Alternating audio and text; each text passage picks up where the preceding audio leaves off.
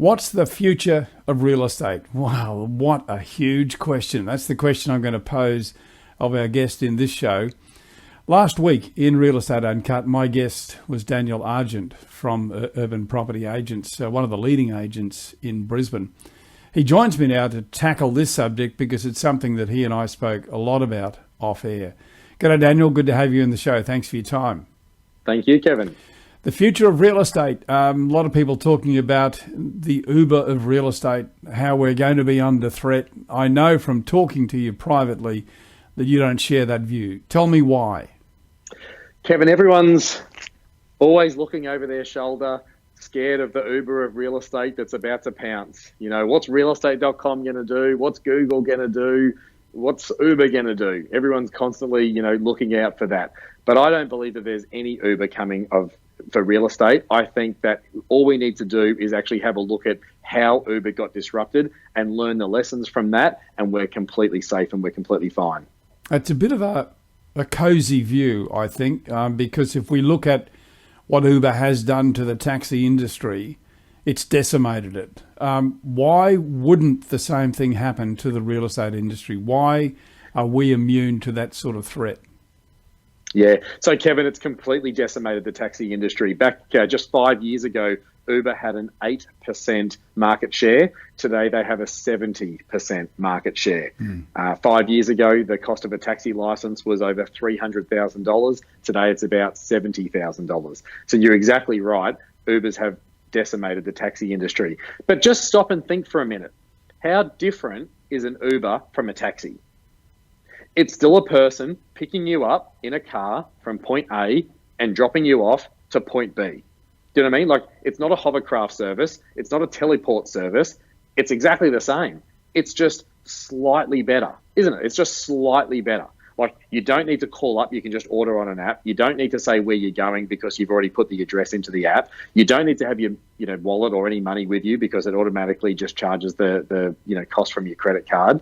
They're not allowed to talk on the phone while they're driving. They've got a car charger in the car so you can charge your phone. And there's mints in the cup holder or ashtray so you can have a nice breath when you arrive at your meeting or on your date or wherever you're going to. I mean, when you stop and think about it, it's like 2% better than a taxi, and yet that's all that the taxi industry needed to get completely decimated. Well, just on that. So if you have a look at the real estate industry, just as an example, the reason why we're not going to get decimated is because I believe we're smart enough to learn the lesson from the Uber and taxi industry, and all we need to do is just improve 2%, and we're completely safe. I mean, there is no way, if the taxi industry disrupted itself and just made those slight little tweaks I just mentioned, phone charger, free mints, don't talk while you're driving your passengers around, Uber never would have stood a chance.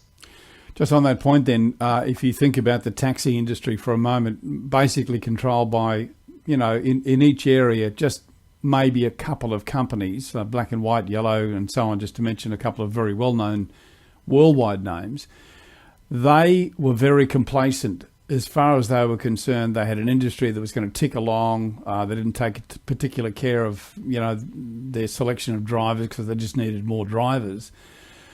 Yet the real estate industry, in some ways, is a bit the same. It's like there's a real estate agency on every corner. Have we got too many agencies?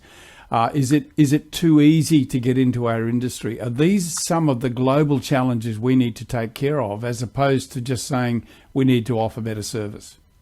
Kevin, it's a great statement that you make, and I think the issue is not what we do, but how we do it. And so if we look at our own industry, it is absolutely time for us to evolve. It's time for us to move with the times. This is what the taxi industry didn't do. And even today, if you look at them, they don't have an app, or if they do have an app, it's terrible.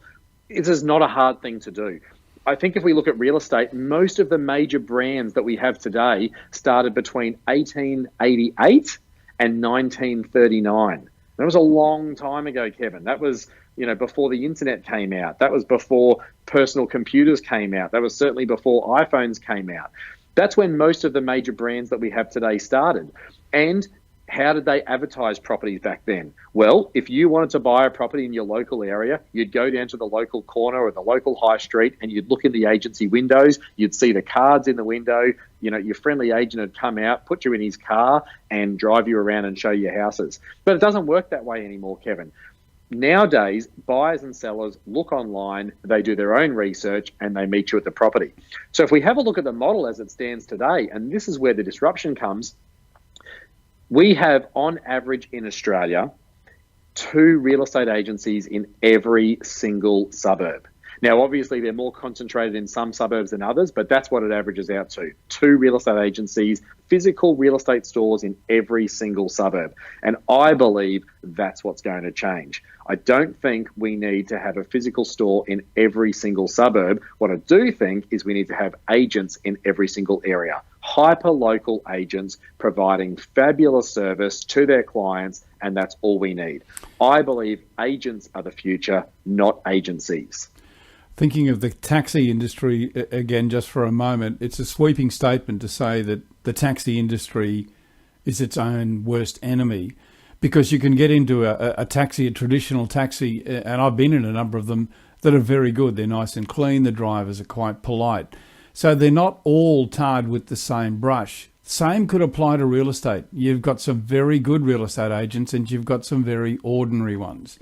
Yeah. I sometimes struggle with how our industry, you know, we can become blasé and think that we're not under threat when, you know, we probably really are. And we've got to make sure that as an industry, we do something about that.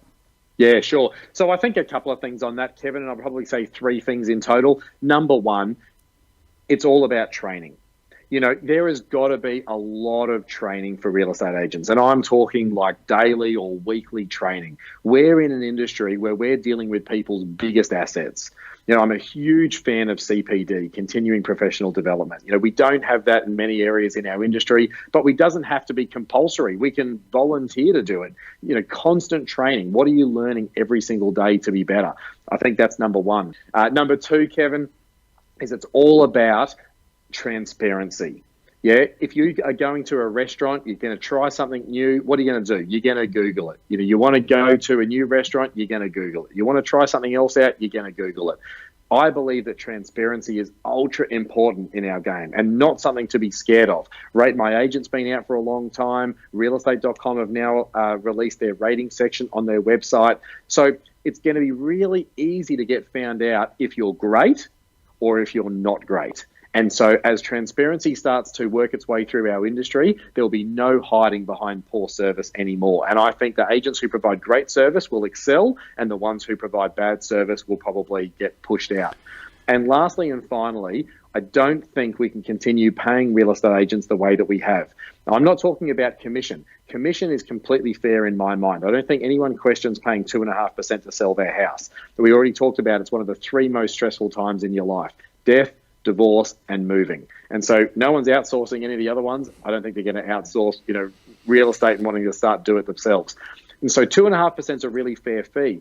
But where I think it gets screwed up is that the way the model works now is you've got those offices in every single suburb, and because of the overheads in those suburbs, or the overheads of running those offices in every suburb, the agent generally takes 10% off the top to go to a franchise, which in nowadays is really not so relevant.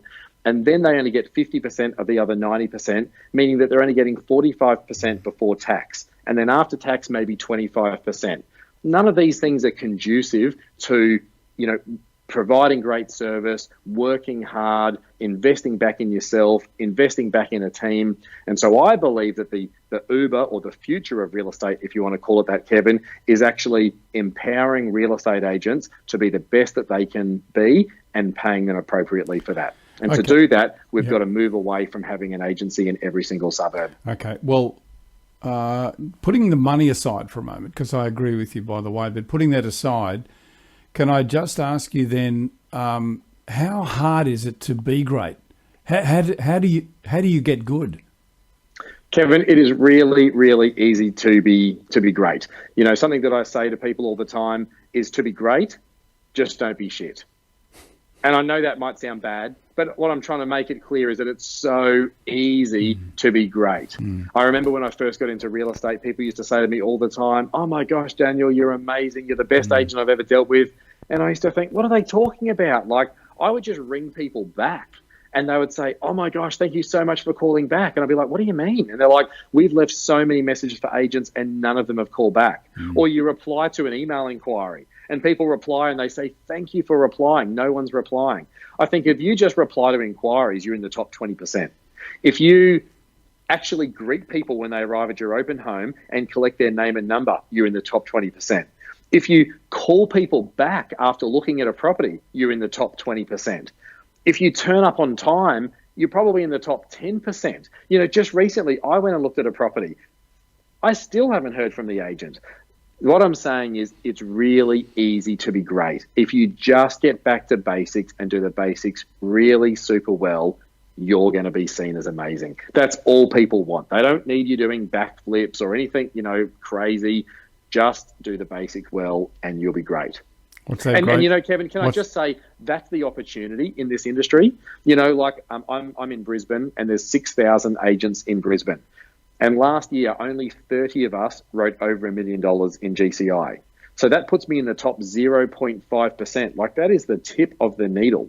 And I think all you've got to do is call people back, follow up on inspections, arrive on time, do your just listed, just sold, 20, 40. Like, as long as you do your most basic tasks, you can work your way up to that, top 1%, top 0.5%.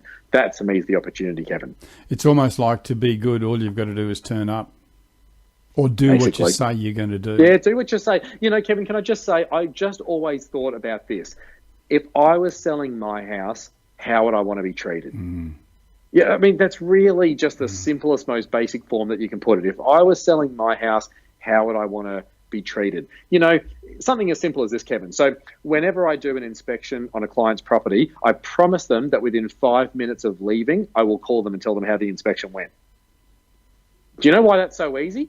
Because I finish the inspection, lock up the house, get back in the car, and what do you reckon I do in the car driving back to the office to my next meeting? Them. Yeah. That's all I do. Like, it's really easy. But if you're a vendor and you know that your agent has just shown a buyer through your property, what do you reckon they're thinking? Yeah, they want to know straight away. What was the reaction? Because we lose sight of that fact that, we're doing this all the time. You may have 10, 15, 20, I don't know, even 30 clients, and each one of them needs to feel as if they are the only one. And the only way you'll do that is by having disciplines like the one you just mentioned, because not every agent does that. And it's only because it's not a discipline. It's not something they've said that they will do.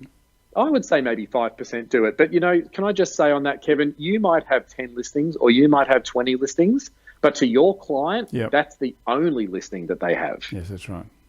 And so it's everything that's going on in their world. Like, people talk about dogs. I love dogs. I've got 2 dogs. And, to me, they're one part of my life.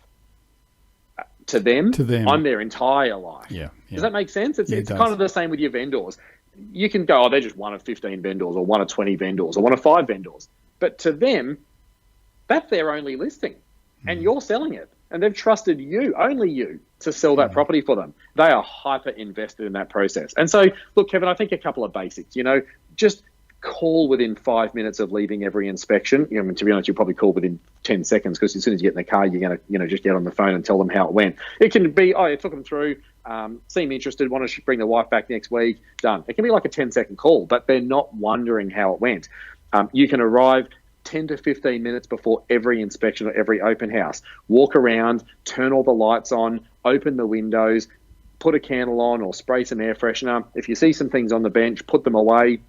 And so when the buyers arrive, even if you're 5 minutes early, you're standing at the front door, smile, ready to go. What if they arrive 5 minutes early? You're not running around flustered, or you haven't just arrived yourself and you're trying to figure out, which key it is. These are like basic things, Kevin, but honestly, if you do these basic things well, you're great. Think of Uber.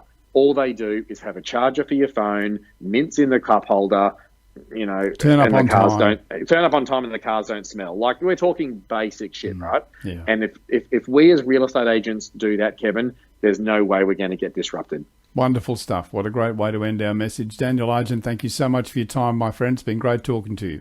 Thanks, Kevin. Great talking to you as well.